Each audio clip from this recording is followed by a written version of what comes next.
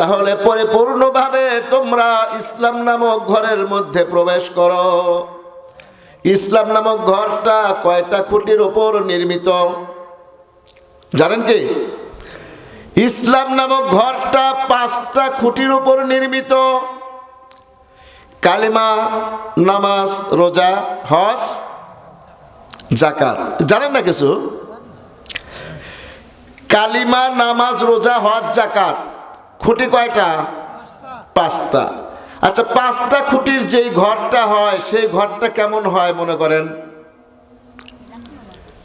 5 খুঁটির কোনো ঘর হইলে সেই ঘরটা কেমন হওয়া উচিত?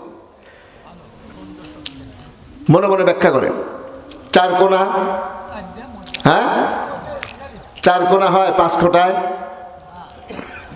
5 কোণায় কি 4 কোণা হওয়া সম্ভব? তাবু বিশিষ্ট কঠিন।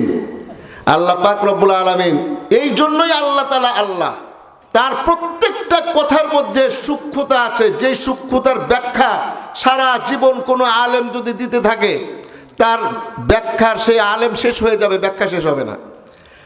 কোনো লেখক যদি সারা দুনিয়ার সমস্ত পানিগুলোকে কালি বানাইয়া, সমস্ত গাছগুলোকে কাইটা কলম বানাইয়া লিখতে থাকে, তাদের কলম ফুরে যাবে, পানি দিয়ে বানানো কালি ফুরিয়ে যাবে, কিন্তু এর ব্যাখ্যা লেখা শেষ হবে না। 5টা খুঁটি দেওয়া যেই ঘর হয় সেই ঘর হয়তো 5 কোণা হবে, নয়তো গোলাকার হবে, 4 কোণা হবে না। এটারও সূক্ষ্ম ব্যাখ্যা আছে, ওইদিকে আমি আজকে যাচ্ছি না। ইয়া আইয়ুহাল্লাযীনা আমানু উদখুলু ফিস সিলমি কাফা, হে ঈমানদাররা তোমরা পরিপূর্ণভাবে ইসলাম নামক ঘরের মধ্যে দাখিল হও। দাখিল হতে বলেছেন, প্রবেশ করতে বলেছেন। একটা হলো ইসলামকে আঁকড়ে ধরো, ওয়াতাসিমু বিহাবলিল্লাহি জামিআন ওয়া লা তাফাররাকু। আল্লাহ পাক রব্বুল আলামিন বলেন, ওয়াতাসিমু, তোমরা আঁকড়ে ধরো।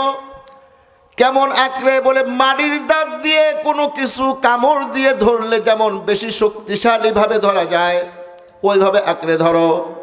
বিহাবলিল্লাহি, আল্লাহ তাআলার রুজ্জুকে, আল্লাহ তাআলার দড়িকে তোমরা আঁকড়ে ধরো। খুব খেয়াল করেন। কিন্তু আল্লাহ পাক রব্বুল আলামিন এখানে বলছেন উদখুলু, তোমরা প্রবেশ করো, ইসলাম নামক ঘরের মধ্যে প্রবেশ করো। যদি ইসলাম নামক ঘরের মধ্যে প্রবেশ করো তাহলে তোমাদের লাভটা কি? সিবগাতাল্লাহ ওয়া মান আহসানু মিনাল্লাহি সিবগা ওয়া নাহনু লাহু আবিদুন। আল্লাহ পাক রব্বুল আলামিন বলছেন সিবগাতাল্লাহ, ও বান্দা তোমরা আমি আল্লাহর রঙে রঙিন হয়ে যাও। ওয়া মান আহসানু মিনাল্লাহি সিবগা, আর যেই ব্যক্তি আমি আল্লাহর রঙে রঙিন হলো সেই ব্যক্তি হলো সবচাইতে সুন্দর জীবনের অধিকারী। দুনিয়ার জীবন তার সবচাইতে সুন্দর হবে, তার কথাবার্তা সবচাইতে সুন্দর হবে, তার আচার আচরণ সবচাইতে সুন্দর হবে, তার চাল চলন সবচাইতে সুন্দর হবে। আত্মীয়র কাছে সেই মানুষটা সবচাইতে সুন্দর আত্মীয় হবে, বন্ধুর কাছে সবচাইতে সুন্দর বন্ধু হবে, সবচাইতে প্রশংসার বন্ধু হবে। যদি আপনি খ্রিস্টান হন তাহলে সবচাইতে সুন্দর খ্রিস্টান হবে। কাজে ফাঁকি না দেওয়া খ্রিস্টানও তো আছে, নাই? সিবগাতাল্লাহ ওয়া মান আহসানু মিনাল্লাহি সিবগা ওয়া নাহনু লাহু আবিদুন।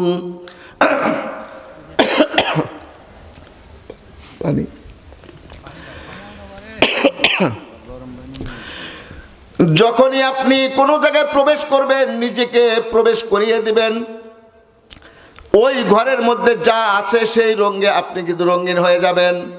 ইসলাম নামক ঘরের মধ্যে আছে কি? ইসলাম নামক ঘরের মধ্যে আছে মিথ্যা না বলা, নাকি? ইসলাম নামক ঘরের মধ্যে আছে সত্য কথা বলা। ইসলাম নামক ঘরের মধ্যে আছে নামাজ সময় মতো আদায় করা। ইসলাম নামক ঘরের মধ্যে আছে কোরআন তেলাওয়াত করা। ইসলাম নামক ঘরের মধ্যে আছে কোরআন অনুযায়ী নিজের জীবন গঠন করা। ইসলাম নামক ঘরের মধ্যে আছে বিশ্বনবী সাল্লাল্লাহু আলাইহি ওয়াসাল্লামের আদর্শ মতো জীবন গঠন করা। ইসলাম নামক ঘরের মধ্যে আছে জান্নাতি মানুষরা যেভাবে চলন বলনে নিজেদেরকে নিয়োজিত করেছে, এমন চলন বলনের আদর্শ ভরা ইসলাম নামক ঘরের মধ্যে যদি আপনি প্রবেশ করেন, তাহলে আপনার দ্বারা ইসলামের বাইরে কোনো কাজ সম্পাদিত হওয়ার সম্ভাবনা নাই। 2 নম্বর কাজ হলো ওয়ালা তাত্তাবিউ খুতুওয়াতিশ শাইতান। 2 নম্বর, ও বান্দা, তুমি যদি ঈমান ঠিক রাখতে চাও, ইসলাম এইটার মানা যদি তুমি ঠিক রাখতে চাও, তুমি যদি নিজেকে মুসলিম হিসেবে দাবি করতে চাও, তুমি যদি খাঁটি মুসলিম হিসেবে এই দুনিয়ার থেকে চলে যেতে চাও, তাহলে কি করো? ওয়ালা তাত্তাবিউ খুতুওয়াতিশ শাইতান। শয়তানের পদাঙ্ক অনুসরণ করিও না, শয়তানের পায়ের চিহ্নের অনুসরণ করিও না। খুব খেয়াল করবেন, ওয়ালা তাত্তাবিউ, তোমরা অনুসরণ করিও না, তার পথ দেখানো পথে তোমরা চলিও না। খুতুওয়াতিশ শাইতানি, খুতুওয়াতুন শব্দের অর্থ হলো পাও রেখে যাওয়ার যে চিহ্নটা মাটির মধ্যে লেগে যায়, এই চিহ্নকে বলে হলো খুতুওয়াত। এই চিহ্নকে কি বলে? খুতুওয়াত। আর শয়তান মানে শয়তান। তাহলে শয়তানের পায়ের রেখে যাওয়া চিহ্নকে তোমরা অনুসরণ করো না। শয়তান যেই দিকে চলেছে তোমরা সেই দিকে চলো না। আজ পর্যন্ত আপনাদেরকে আমি জিজ্ঞেস করতে চাই, আজ পর্যন্ত আপনারা কেউ ওই শয়তানকে দেখেছেন? আমিও দেখি নাই, আমিও দেখি নাই। তাহলে যে শয়তানকে আমরা এখনো পর্যন্ত দেখলাম না, সেই শয়তানের পা আছে, সেই পায়ের আবার চিহ্ন আছে, সেই চিহ্নকে অনুসরণ না করতে বলেছেন মহান রব্বুল আলামিন। তাই তো, ইন্নাহু লাকুম আদুউম মুবিন। আল্লাহ পাক রব্বুল আলামিন বলছেন, কেননা নিশ্চয়ই ওই শয়তান, ইন্নাহু হুর জমির হলো, হুর মার্জা হলো শয়তানের দিকে, ইন্নাহু শাইতান, নিশ্চয়ই ওই শয়তান, লাকুম তোমাদের জন্য, আদুউন মুবিনুন। আদুউন মানে হলো শত্রু, আর মুবিনুন মানে হলো প্রকাশ্য। খুব খেয়াল করবেন, ইন্নাহু লাকুম আদুউম মুবিন, নিশ্চয়ই ওই শয়তান হলো তোমাদের প্রকাশ্য শত্রু। কিছুক্ষণ আগে যেটা বললাম, প্রকাশ্য শত্রু, প্রকাশ্য জিনিস মানেই তো দেখা যাওয়ার কথা, কিন্তু আজ পর্যন্ত আমরা ওই প্রকাশ্য জিনিসকে দেখি নাই। বোঝেন নাই? বুঝছেন আমার কথা? আল্লাহ তাআলা বলছেন নিশ্চয়ই শয়তান হলো তোমাদের জন্য প্রকাশ্য শত্রু, কিন্তু আজ পর্যন্ত আপনারাও সেই শয়তানকে দেখেন নাই, আমি নিজেও দেখি নাই। তাহলে প্রকাশ্য হলো কিভাবে? আল্লাহ পাক কি কোনোদিন মিথ্যা কথা বলতে পারেন? বলেছেন? কোরআনের কোনো কথা, কোনো আয়াত, কোনো শব্দ কি মিথ্যা আছে? তাহলে এইখানে মিলছে না তো, নাকি? মিলাই নিতে চান না? মিলাই দেব না? না, তাও তো দেখছেন কি ভিতরে আছে, তো দেখা তো যাচ্ছে না। কিন্তু আল্লাহ তাআলা বলছেন ইন্নাহু লাকুম আদুউম মুবিনুন, নিশ্চয়ই ওই শয়তান হলো প্রকাশ্য শত্রু তোমাদের। অথচ আজ পর্যন্ত আমরা কেউই কোনোদিনও ওই শয়তানকে দেখি নাই। আল্লাহ পাক রব্বুল আলামিন কিভাবে বললেন ওই শয়তানের পদাঙ্ক অনুসরণ করো না, কেননা ওই শয়তান হলো প্রকাশ্য শত্রু। আল্লাহ পাক রব্বুল আলামিন এখানে বুঝাইতে চাইছেন, ওই যে ইবলিস নামক যেই শয়তান আছে, ওই শয়তানের পথে, ওই শয়তানের অনুসরণ করতে করতে যেই মানুষগুলো শয়তান হয়ে গেছে, আল্লাহ পাক রব্বুল আলামিন বলেন, মুয়াজ্জিন আজান দিয়েছে, বান্দা তুমি এখন নামাজে যাও। শয়তান বলছে একটু দেরি করো, নামাজ এত আগে নামাজ ধরে কি হবে, তোমার বয়স তো কেবল 15-20।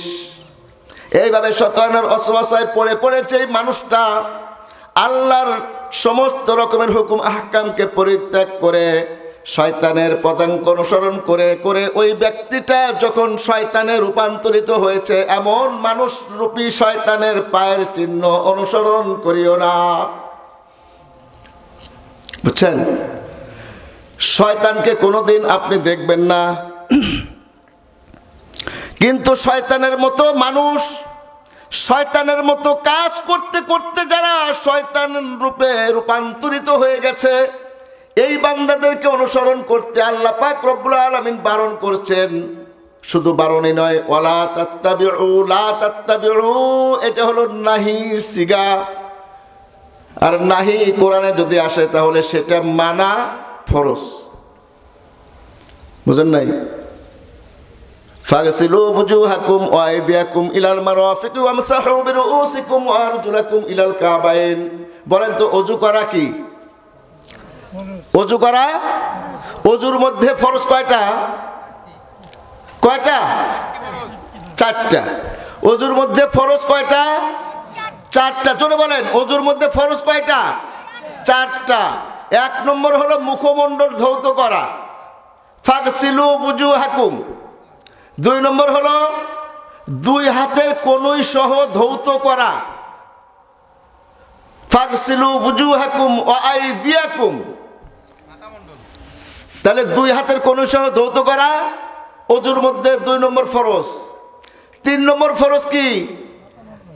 মাথার 4 ভাগের 1 ভাগ মাসাহা করা, মানে মাথা মাসাহা করা। ফাগসিলু ওয়ুজুহাকুম ওয়া আইদিয়াকুম ইলাল মারাফিক ওয়ামসাহু বিরুউসিকুম। এই যে আমরের সিগা আসার কারণে মাথা মাসে করা ফরজ। ওয়া আরজুলাকুম ইলাল কাবাইন, দুই পায়ের টাকনু সহ ধৌত করা, এটাও কোরআনের আয়াতের মধ্যে আমরের সিগা দিয়ে আসার কারণে ওযুর মধ্যে দুই পায়ের টাকনু সহ ধৌত করা এটা ফরজ হয়েছে। ওয়ালা তাত্তাবিউ, অনুসরণ করিও না, এটাও নিষেধ হয়েছে, এটাও হারাম হয়েছে। ওই সমস্ত লোকদের অনুসরণ করা যে সমস্ত লোকগুলো শয়তানের কার্যান্বিত হয়ে শয়তানের রূপে রূপান্তরিত হয়ে গেছে, এমন ব্যক্তিদের